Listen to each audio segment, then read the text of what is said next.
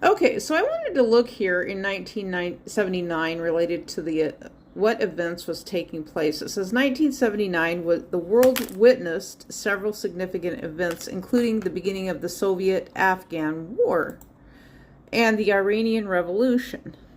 But it's important to note that no war was occurring in that year. The Soviet invasion of Afghanistan in late December of 1979 marked the beginning of a long and bloody conflict, while the Iranian Revolution led the Ayatollah Khomeini to overthrow the Shah and a major shift in global balance of power. Now, the reason I wanted to raise issue with this was because Columbine came up, the Columbine school shooting.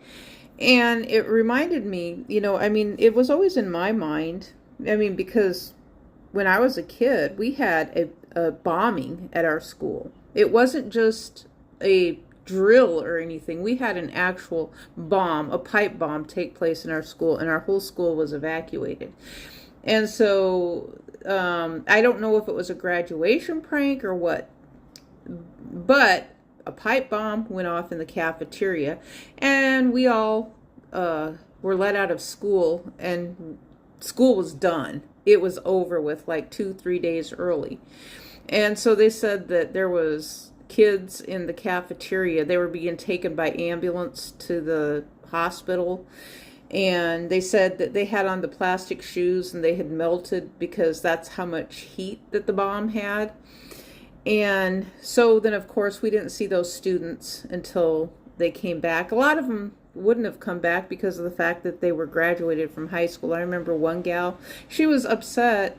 She's the one who gave me a ride home because we got out of school early, or we'd have just been sitting there because our buses weren't coming to pick us up till later. They would have had to call the bus drivers from wherever they were at. If they had a second job in between driving bus in the morning and the afternoon, so she gave me a ride home. And so I just remember my dad. I remember my dad saying, well, this kid, I remember his name too, but he says, well, he's messed his life up for the rest of his life. Now he did, the thing is the thing I always found odd was he did not go to prison, that I was aware of. He didn't go to prison, which I found kind of odd. I don't know if it was because he was 18, but he was legally an adult, but he didn't go to prison. They let him out. So I don't know what was going on with that. I think he had a felony, but he didn't go to prison, which I found so odd. He was still doing stuff in the community later after that.